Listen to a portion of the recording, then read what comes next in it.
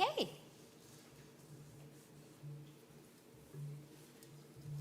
Well, good afternoon, everyone. I'd like to acknowledge the Lekwungen-speaking peoples on whose traditional territories we're gathered here today, the Songhees, the Esquimaux, and the Wasanich peoples whose historic relationships with the land continue to this day. I am so glad to be here in Victoria today with our friends from Townline Homes.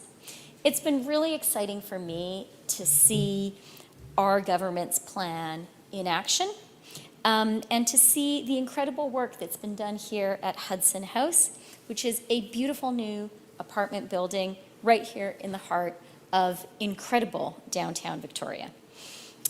Before saying a few more things about housing, I'd like to highlight some encouraging economic news. Inflation in Canada fell to 2.9% in January. That's down from 3.4% the month before and down from its peak of 8.1%. This is real progress and a return to the Bank of Canada's target range. That's great news for all of us, including the people responsible for this apartment building, people who are trying to get financing to build more homes faster. Thanks to the hard work of Canadians and Canadian businesses, Canada added 41,000 jobs in February. That was more than double market expectations. Today, 1.2 million more Canadians are working compared to before the pandemic. Wage growth has outpaced inflation for the past 12 months for the past year. Real wages, that means wages after accounting for inflation, are now higher than they were just before the pandemic. Real GDP grew 1.1% last year. That's more than triple what was forecast, and it means last year we avoided the recession that many had thought was inevitable. Private sector economists are now predicting that Canada will have a soft landing from all of the incredible and wrenching turbulence of COVID and what followed. And last Friday, DBRS reaffirmed Canada's AAA credit rating with a stable outlook. That is a powerful proof point of our government's fiscally responsible approach. All of this is progress, but we all know that so many Canadians, so many people here in BC are still struggling to make ends meet. They're struggling to juggle their bills at the end of the month. They're struggling to find a nice, affordable place to rent or to buy that first home. And they're struggling to feel confident about their future. That's why we know that we have a lot more work to do to help unlock a brighter future for everyone in our amazing country, in this beautiful province. And that's why our government is working every single day to build more homes faster and to make life more affordable for Canadians and their families. And that's where Hudson House comes in. There are 245 rental homes at Hudson House, and 227 of these homes are for people with low and middle incomes. There are also 39 specially designed accessible units for people with disabilities. And people are living here right now. Hudson House is a great place to live with thoughtfully designed apartments. I really enjoyed looking through a couple of them. And great amenities for residents. We are in the kind of kitchen living room, and their families to enjoy, including a clubhouse, a gym, and a picnic area. It's a wonderful example of what great purpose-built rental looks like, a real community that enhances the quality of life for its residents. And that's why I'm so glad that our government supported the construction of these apartments with a $100 million investment through the Apartment Construction Loan Program. The Apartment Construction Loan Program is an essential source of support for purpose-built rental across Canada. We topped it up with $40 billion additional dollars in the fall economic statement because this is a program that makes the math work for builders, like the people who built this great apartment building. And it makes it possible for builders to build purpose-built rental communities like this one. We're seeing right now what that federal government money can do, what that money is already doing here in Victoria and across Canada. In fact, the program has supported 2 more rental buildings nearby. One is just a few blocks away on Fort Street, called the Sawyer Block, which has 60 rental apartments. And the other is in Cook Street Village with 47 rental apartments. Our government invested over $34 million for those 2 buildings, and families are living there right now. Through the apartment construction loan program, we will also be offering low-cost loans to post-secondary institutions like the University of Victoria, the University of BC, and Simon Fraser University, so that they can build more student housing on and off campus. This will help more students to find the housing that they can afford close to where they study, and at the same time will mean that there are more homes available for those who live in those same communities year-round. We're building more rental homes across BC too. Last month, the Prime Minister announced that our government is working with Premier Eby to build a minimum of 8,000 to 10,000 new homes through the BC Builds initiative. Our government is investing $2 billion in this initiative through the apartment construction loan program. That is a significant contribution from the federal government that will get those homes through BC Builds built faster. I'm looking forward to seeing Premier Eby later this afternoon, and I'm sure we're going to be talking about how we can work together to build more homes faster and to make housing more affordable for people here in BC. The Premier and his government are doing really ambitious and exciting things on housing, and I'm looking forward to continuing a really constructive collaboration in that space. A lot of the ideas that we have discussed first in BC have not only been really helpful for people here in BC, but we've been applying them across the country. Les logements que l'on trouve ici à Hudson House sont exactement le type de logement dont Victoria a besoin et dont le Canada a besoin. Notre gouvernement le sait et c'est pourquoi notre plan économique est axé sur la prise des mesures concrètes pour construire plus de logements plus rapidement. C'est aussi pourquoi nous supprimons la TPS sur les nouvelles constructions locatives afin d'éliminer les obstacles à la construction de logements. We're cracking down on foreign ownership of Canadian housing. We're cracking down on short-term rentals, which have been keeping tens of thousands of homes off the market, particularly in cities like Victoria and Vancouver, where the housing challenge is most acute. And we've signed a number of agreements with municipalities across the country through the Housing Accelerator Fund, including with the City of Victoria, the City of Campbell River, and the Town of Comox. These agreements will help cut red tape and increase Canada's housing supply.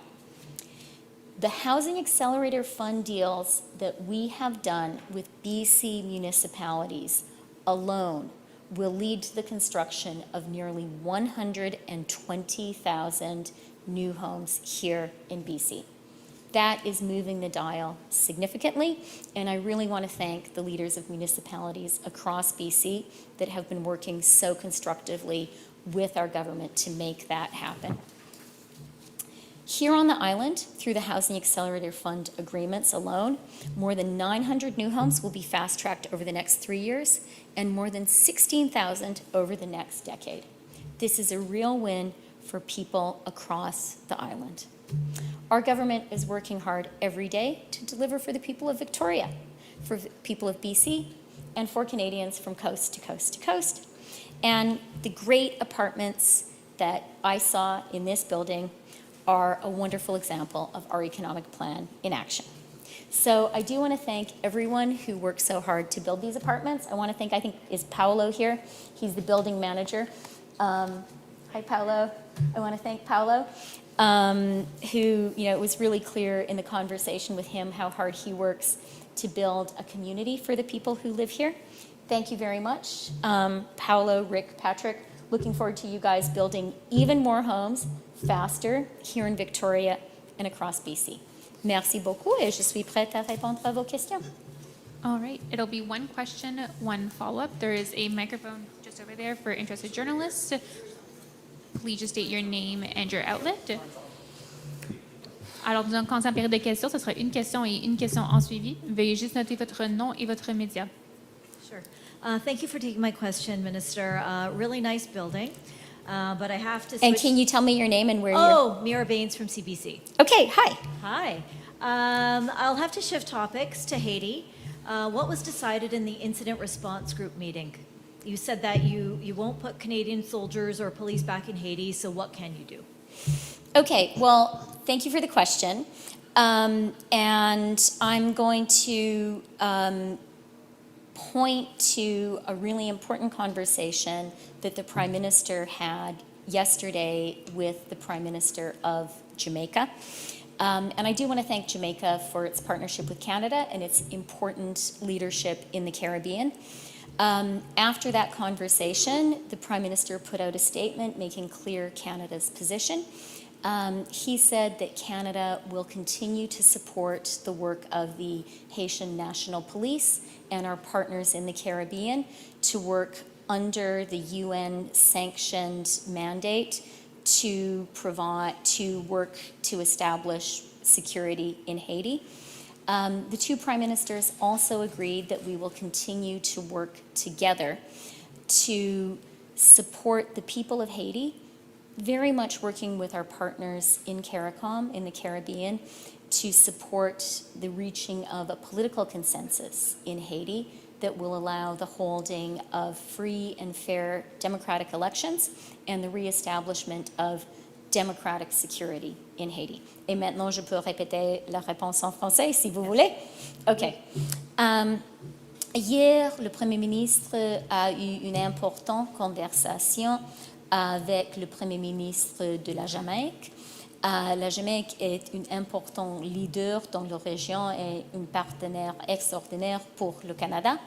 Après cette conversation, le Premier ministre a souligné quels sont les points les plus importants pour le Canada en ce qui concerne l'Haïti. Premièrement, le Canada continue d'appuyer le travail des polices de Haïti et de nos partenaires du Caraïbe pour la restauration de la sécurité sur le mandat des Nations Unies. Le Premier ministre du Canada et le Premier ministre de la Jamaïque ont aussi discuté notre but. Et c'est de travailler avec le peuple haïtien pour trouver un consensus politique en Haïti qui permettra les élections démocratiques et qui permettra la restauration d'ordre et de sécurité démocratique en Haïti. Merci. Merci. On the budget, with the federal budget just over a month away, the NDP are outlining their demands as part of the Supply and Confidence Agreement. What kind of impact will this have on your budget? Thanks for the question. We have a very clear written supply and confidence agreement with the NDP. It's important because we need their support to pass money bills, to pass budget measures.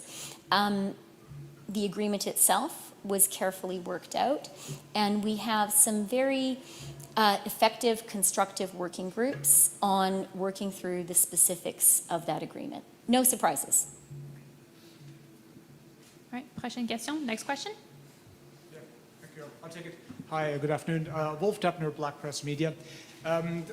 Last fall, Premier David Eby expressed some frustration about the level of support from Ottawa. He said that Ottawa hasn't shown up yet when it comes to some issues around housing, transportation, and so on. And we're now in the middle of March, just before your government will table your budget. Is the Premier still right, or is he wrong about the level of support that BC is receiving from Ottawa? Okay, well, I'm not going to speak for the Premier. He is very capable of speaking eloquently for himself.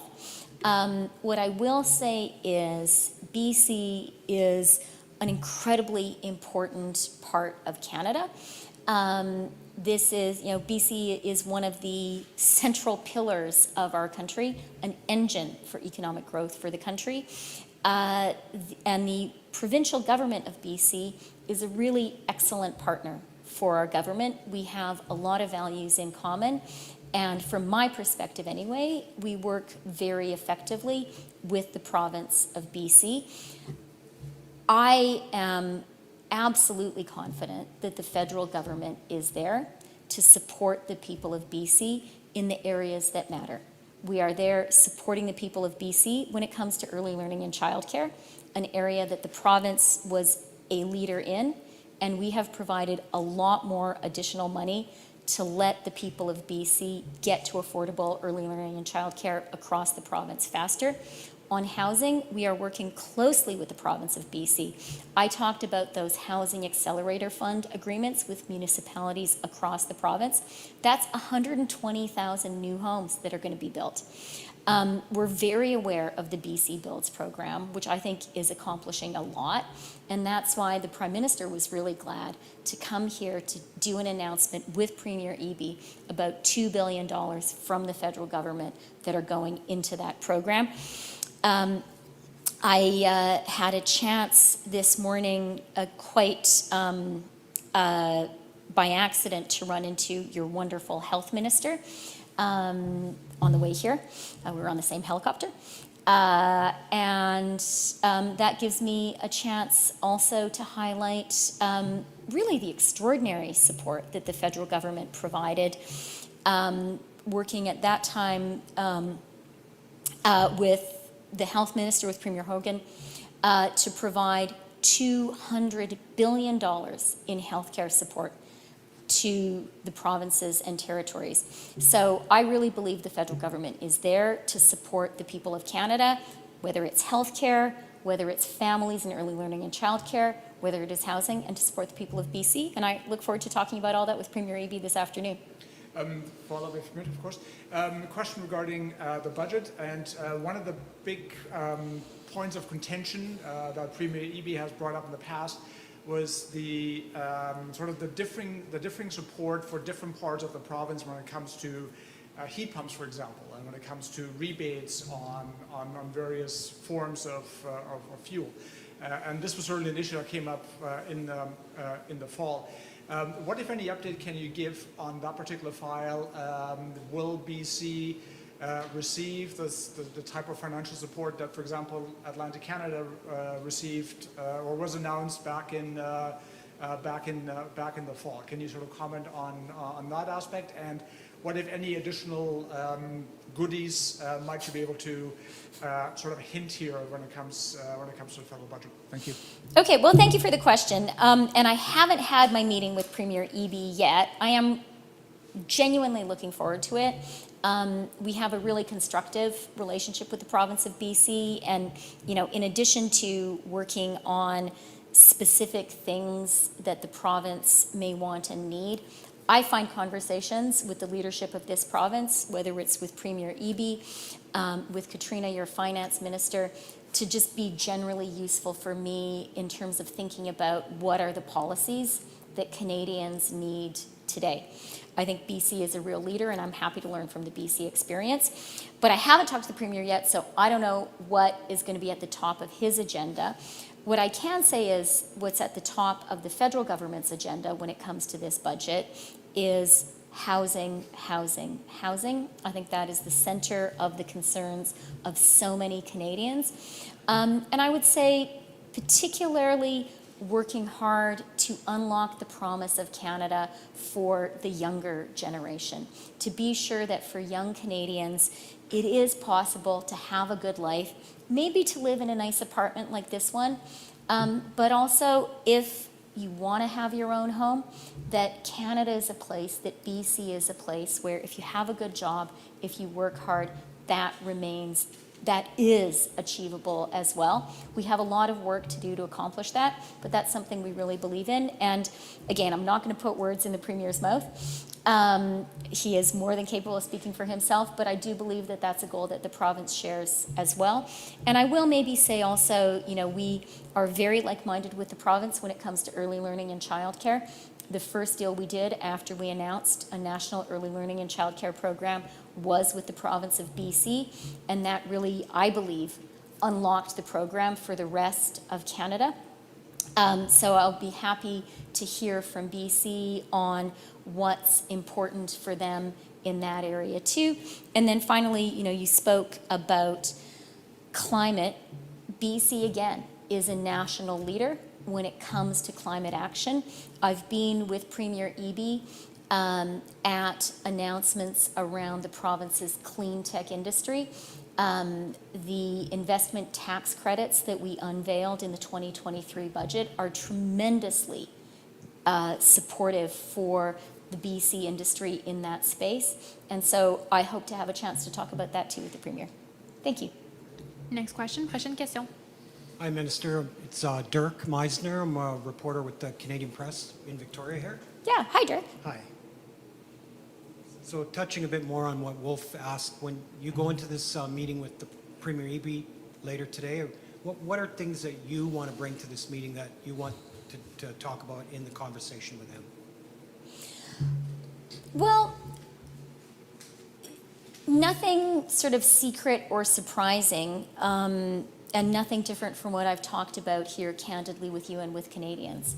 I think we really need to work hard as a country to get more homes built faster. I admire many of the actions that BC is taking. A lot of the measures are in provincial jurisdiction. So I look forward to working with the Premier on what more we can do here in BC.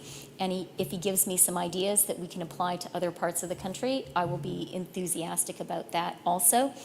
I think it is also really important for us to be always thinking about ways to make life affordable for Canadians. And I'm looking forward to having a conversation around that. I think housing is a central part of affordability. And my greatest preoccupation when I take those two issues together is young Canadians. I really want to be sure that kind of rising generation lives in a country where they believe they can have a great place to live, and if they want to buy a house, that they can. So I look forward to talking about that with the Premier. And then what I always discuss with him, what I think should be at the heart of any conversation of leaders in our country, is economic growth and jobs. We all need to be sure that this is a country where there are great, good-paying jobs for Canadians. That's why I started my remarks with the jobs numbers that we got last Friday. That's a really, really important data point. And I think we need to work together, the federal government, provinces, to support an economic plan that's going to create great jobs for Canadians, homes they can afford, a quality of life that they can afford. Pretty basic, hard to accomplish, important to have a federal government and provinces working together. Okay, my follow-up question is, the federal budget's down the road a little ways, but what, are you able to say anything what BC can expect in the federal budget from the federal government? I'm really glad that I'll have the chance to speak to Premier Eby. There is no better person to talk to me about what he would like to see, what the province would like to see for the people of BC. So that's going to be a useful conversation.